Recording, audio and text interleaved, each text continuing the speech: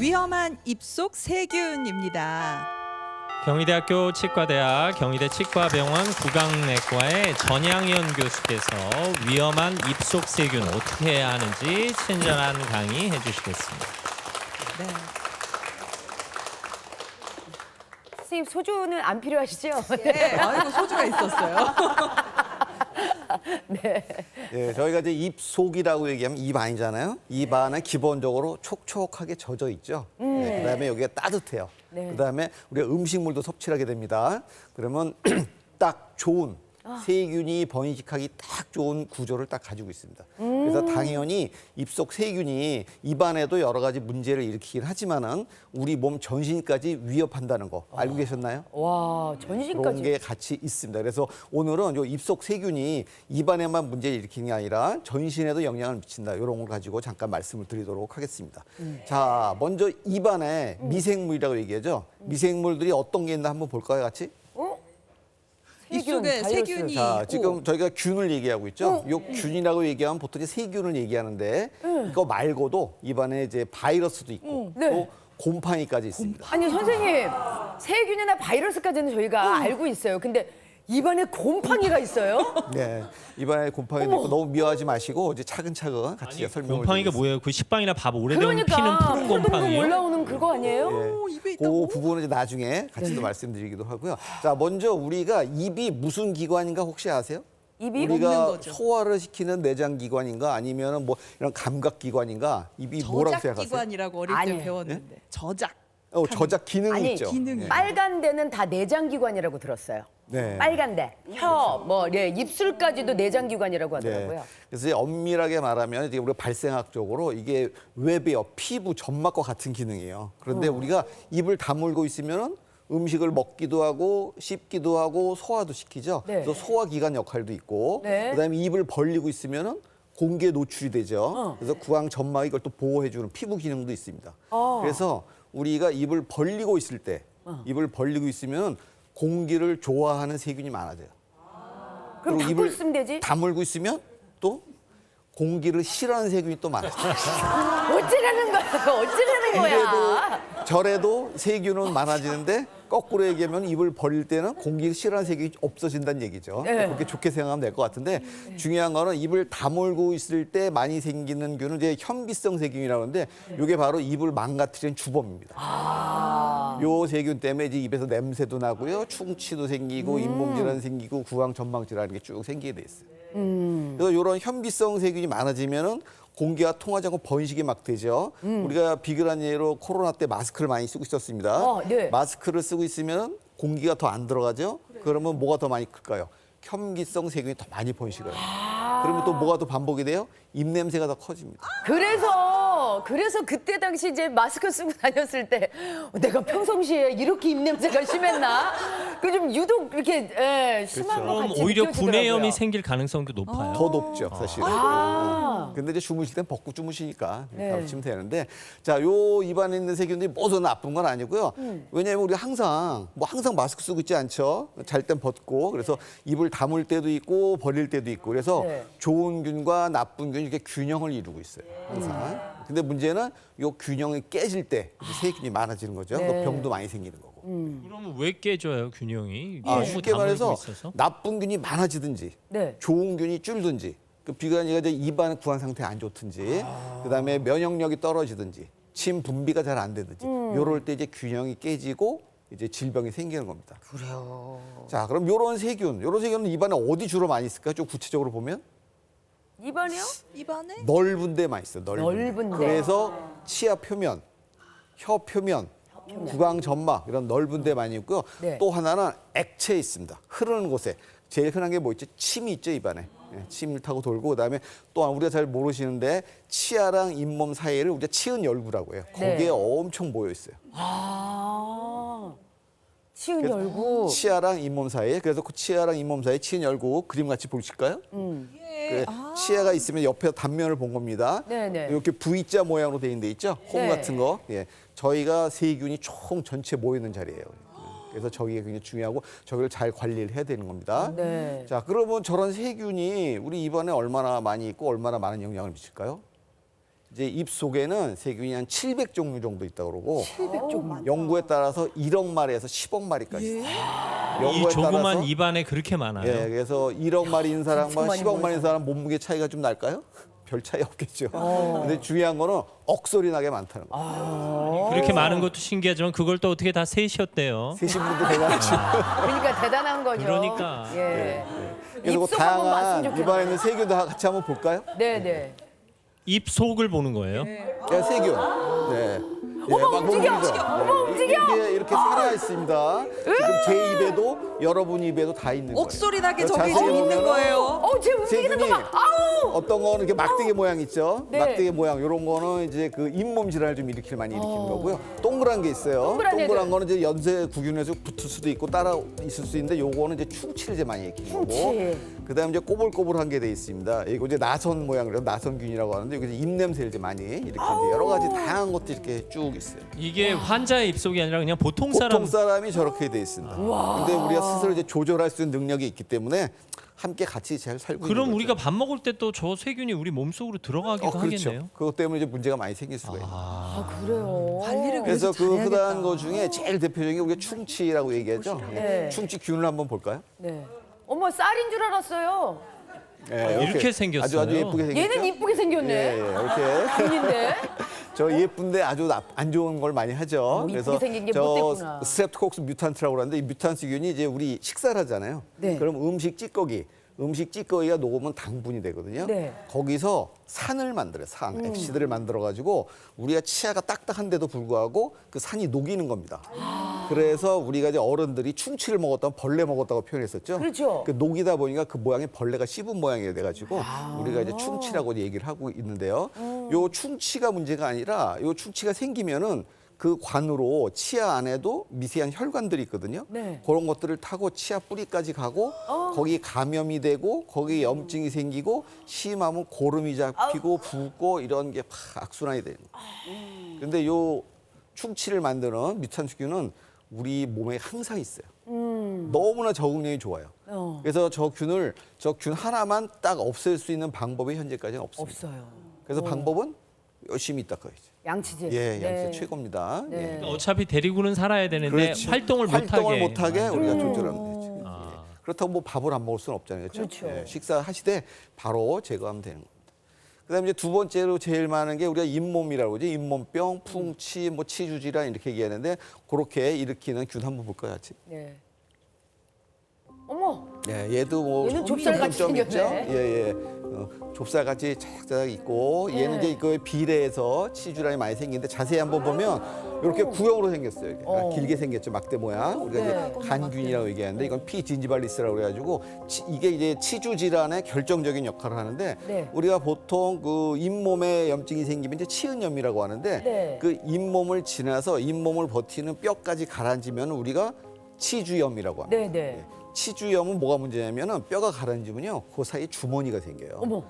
치은 열구보다 더 큰 주머니가 완전히 그러면 그만큼 세균이 더 꽉 찬다는 얘기예요. 그래서 계속 이렇게 악화를 일으켜가지고 잇몸 치아가 흔들린다고 그러죠. 나중에 안 좋으면 뼈가 가라앉으면은 예, 요 균 때문에 이렇게 되고 있습니다.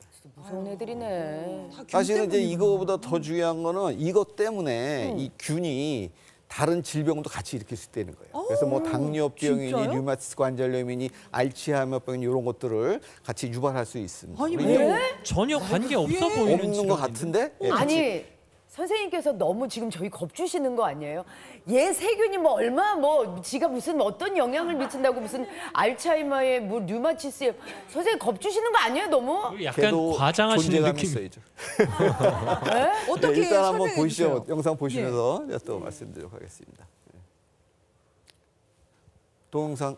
예. 네. 자, 자 이렇게 치석이 생기고 네. 붓고 잇몸에 있어가지고 세균들이 이제 여기로 이제 들어가죠. 예. 들어가면은 우리 피 속에 세균이 들어갑니다. 그래서 우리 피는 온몸을 돌죠. 그래서 온몸을 돌다가 우리 몸에 제일 예민하고 약한 부분이 뇌 쪽이죠. 뇌에 가가지고 뇌졸중이나 여러 가지 뇌질환을 일으킬 수가 있고요. 거기뿐만 아니라 우리 몸의 가장 중요한 심장, 심혈관에도 가고 폐에도 가고 심하면은 콩팥, 신장에도 이제 영향을 미치고 있습니다.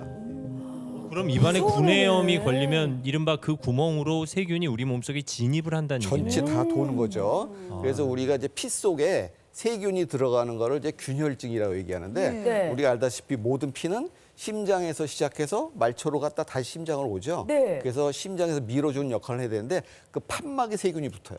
그래서 판막에 세균이 붙으면 조직이 커지고 조직이 커지면 혈관이 좁아지고 혈관이 좁아지면 혈액 공급이 줄어들죠. 그래서 혈액 공급에 예민한 뇌에 많이 영향을 미치고요. 그래서 뇌졸중이나 뇌출혈 같은 것들이 이제 생기기 쉬운 거죠. 좋네요. 이런 시리즈가 있고 그것뿐만 아니라 이제 여러 가지 우리가 중요한 질환들이 있는데요. 네. 그 중에 하나가 이제 심내막염이라고 그래가지고 그 심장에 직접 영향을 미치기도 하고요. 네. 그다음에 심장에 영향을 미치면 아까 말초 혈관들에 영향을 미치게 됩니다. 그래서 이런 순환기적으로 문제가 있기도 하고 그다음에 우리가 그 알츠하이머병이라고 요즘에 치매들 많이 들어보셨죠? 네, 네. 치매의 원인이 여러 가지가 있어요. 그 중에 하나가 이제 알츠하이머인데 알츠하이머는 이제 베타 아밀로이드라는 그 축적과 비례하거든요. 이 잇몸에 세균이 많으면은 베타 아밀로이드 축적이 는다는 보고가 많이 있습니다. 그리고 이뿐만 아니라 또 잇몸 질환이 안 좋으면은 류마티스 관절염으로 고생들 많이 하시죠? 네. 류마티스 관절염 발병률이 높아집니다. 근데 또 거꾸로 잇몸을 잘 관리하신 분들은 류마티스 발병률이 줄어들어요. 이런 상관관계가 있습니다. 진짜 우리 입속 관리를 잘해야지 건강 관리를 하는 거네요. 네. 그래서 뭐 하시는 김에 조금 더 말씀드리겠습니다. 이런 건 말고 네. 곰팡이가 있어요. 제가 맨 처음에 잠깐 말씀드렸었는데 아까 곰팡이 얘기하셨죠. 예, 아니, 입안에도 곰팡이가 있습니다. 곰팡이가 어디 살아요? 입속 안에? 곰팡이는 세균처럼 막 억소리 나게 있지는 않고 네. 딱 하나가 있어, 딱 하나. 어. 그래서 우리가 칸디다 알비칸스라고 하는 곰팡이인데 문제는 하나인 것만큼 얘가 또 다양한 모습으로 나타나요. 그래서 이제 우리가 곰팡이라고 하면 선입견이 있죠. 습한 데 있고 어두운 데 있고. 네. 그러니까 이제 현기성입니다. 그래서 주로 우리가 입안 깊숙한 곳에 있든지 이제 나이 드신 분들 틀니를 많이 하시죠. 네. 예, 틀니 밑이 곰팡이가 자라기 딱 좋은 곳입니다. 그래서 거기에 많이 있습니다. 우리 같이 한번 사진 한번 네. 볼까요? 자, 지금 왼쪽에는 혀, 뒤쪽에 이제 곰팡이가 있는 거고요. 저거 그냥 백태 낀 거 아니에요? 아, 백태는 주로 앞에 껴요. 그래서 다릅니다. 예. 그렇구나. 그리고 백태는 우리가 입솔질 할 때 긁으면 다 긁어지는데 저거는 안 긁어요. 안 그러니까 긁어요? 백태는 곰팡이가 아닌 거예요. 그렇죠. 그 세균 덩어리 아니면 피부가 벗겨진 거라고 생각하시면 돼요. 예. 그다음에 이제 오른쪽 사진 보면 저기 이제 입술 같은 데 있는데 자세히 보면 뭐가 지금 있어야 되는데 없어요. 뭐가 없냐면 치아가 치아가 없습니다. 없네. 어머 그러네. 치아가 없는 어르신입니다. 그래서 틀니를 빼고 틀니 있던 자리에 이제 곰팡이가 핀 거예요. 하얗게. 예, 그러니까 입안에 그래서- 생기는 곰팡이는 지금 보니까 약간 하얗네요. 그렇죠. 예. 오. 그래서 이제 우리가 저걸 캔디다 구내염이라고 하지만은 틀니에 많이 생겨서 의치성 구내염이라고 되게 많이 생기는데요. 이게 이제 곰팡이다 보니까 곰팡이가 꽃을 피죠. 꽃을 피고 하얗게 됐다가 이게 긁혀지면 피가 나게 돼요. 그 하얀 부분 아까 얘기한 것처럼 강제로 제거를 하면은 그 밑에 궤양이 노출돼서 피가 또 그 다음에 궤양이 생긴다는 거는 2차 감염이 될 수 있다는 거거든요. 그래서 그런 거 절대 하시면 안 되고요. 이런 것들은 이제 나이 드신 분들이든가 면역이 떨어지신 분들, 특히 또 임산부도 이렇게 왕왕 이제 많이 생기는데 치료하기 어렵지는 않아요. 요즘에는 약이 좋아가지고 네네. 항진균제라고 곰팡이 없애는 약이 있습니다. 그걸 이제 처방받아서 복용을 하시거나 거기다 도포를 하면 싹 없앨 수 있는데 네. 문제는 뭐냐면 내 입안에 곰팡이가 있다는 거를 확인을 못하는 경우가 많이 있기 때문에 그걸 이제 확인하시는 게 이제 제일 중요할 것 같고요. 네, 이 치아가 없는 입속을 보니까 꼭 위내시경 할 때 그 사진하고 느낌이 비슷해서 내장이랑 비슷하죠. 그러니까 괴양이나 염증이 예. 생기지 않도록 똑같이 주의해야 그렇죠. 된다는 얘기예요. 그러면 틀니를 빼고 주무셔야 되겠네요. 무조건 주무실 때는 빼고 주무셔야 돼요. 무조건. 예, 무조건. 왜냐하면 저 곰팡이도 그렇고 사실 우리 주무실 때 뭐 양말 신고 주무시지 않죠? 예. 똑같은 얘기입니다. 그걸 벗고 주무셔야 혈액순환도 잘 되고 방어 기전도 살아납니다. 아니 네. 간혹 피곤하면 양말 벗을 힘도 없으니까 신고 자는데 치아도 마찬가지겠죠. 그래요, 너무 피곤하거나 힘드시면. 그래도 그래서 이제 빼고. 곰팡이가 하얀색이기 때문에 하여튼 입안에 하얀 게 있으면 곰팡이를 한번 의심해 볼 필요가 있습니다. 그러면 우리 흔히 혓바늘 돋는 것도 같은 자, 이치예요? 혓바늘은 자극이 생겨서 염증이 생기는 거거든요.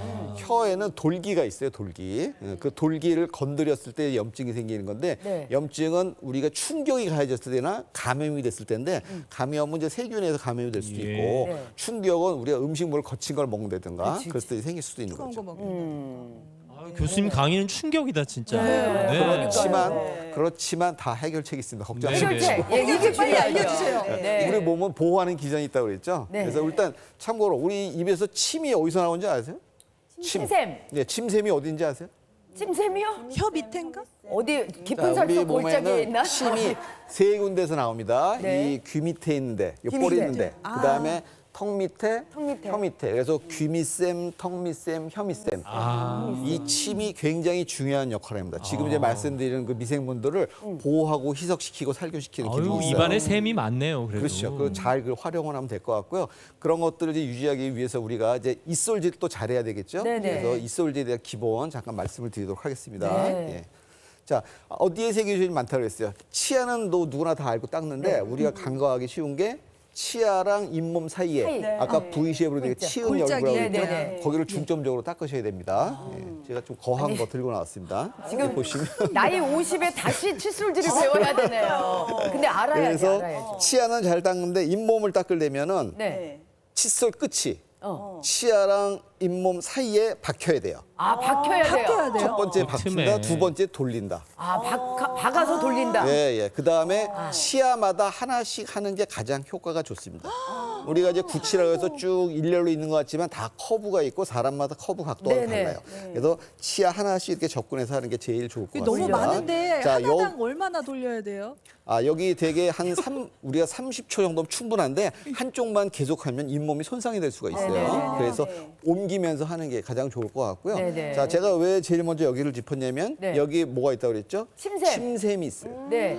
침 나오는 곳에 세균이 많이 모여요. 왜냐하면 침이 끈적끈적하니까 세균이 집적이 잘 됩니다. 그래서 이 부분 잘 닦아줘야 되고요. 네. 그다음에 또 아까 혀 밑샘, 혀 밑샘. 턱 밑샘 얘기했죠? 그건 어디냐면은 요 혀 밑에 있습니다. 혀 밑에. 혀를 들어야 그래서 돼요. 닦을 때 혀를 들고 닦아야죠. 그래서 안에 진짜요? 혀 밑에 안에 닦아요? 뼈 바닥. 안에 넣고 이렇게 흔드셔야 됩니다. 아, 보통 윗면만 닦지 네, 그래서- 아랫면은 안 닦으니까.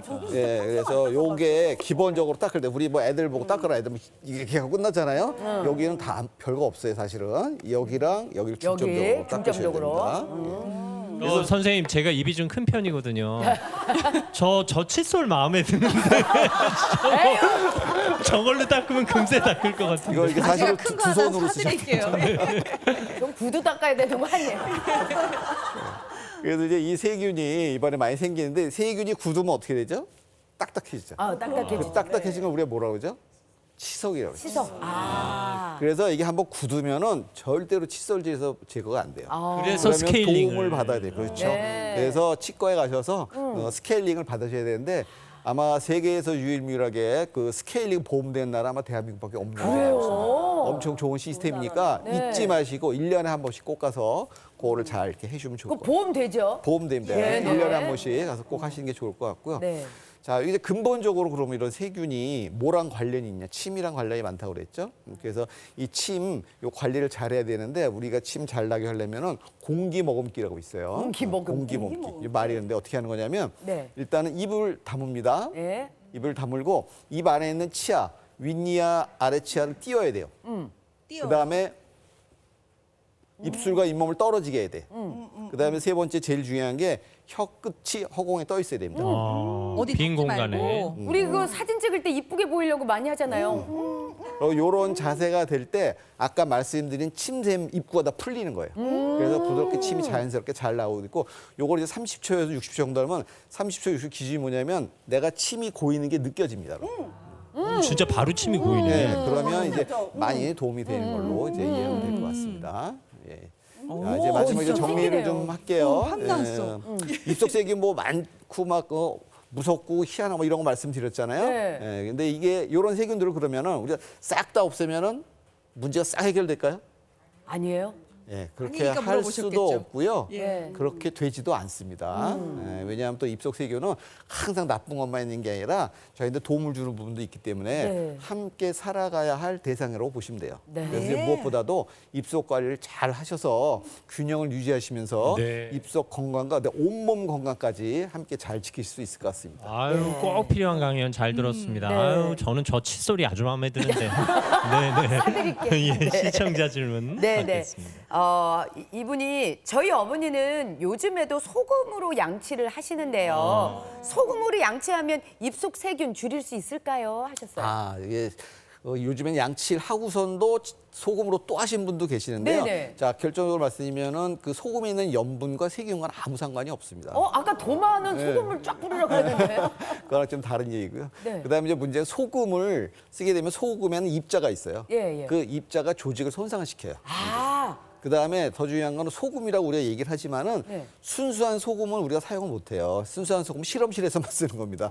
그럼 무슨 얘기냐면 소금에 불순분이 많이 있다는 얘기예요. 그러면 상처 난 곳에 불순분까지 들어가 가지고 더 안 오히려. 좋아진다는 얘기예요. 그럼 구내염 걸렸을 때 소금으로 양치하는 게 그거 절대 안 좋죠. 안 되는구나. 뭐 이거랑 비슷하게 뭐 꿀을 사용한다든가 뭐 이런 건데 그런 것도 다 똑같은 원리입니다. 그래요. 그럼 그냥 잘 먹고 잘 자는 방법 푹 쉬고 공기 머금기. 오히려 이 열심히 닦고 이러면 충분히 돼요. 네. 네, 아유 잘 들었습니다. 아주 예. 꼭 필요한 우리가 꼭 알아야 할 내용이었습니다. 감사합니다, 교수님. 감사합니다. 네.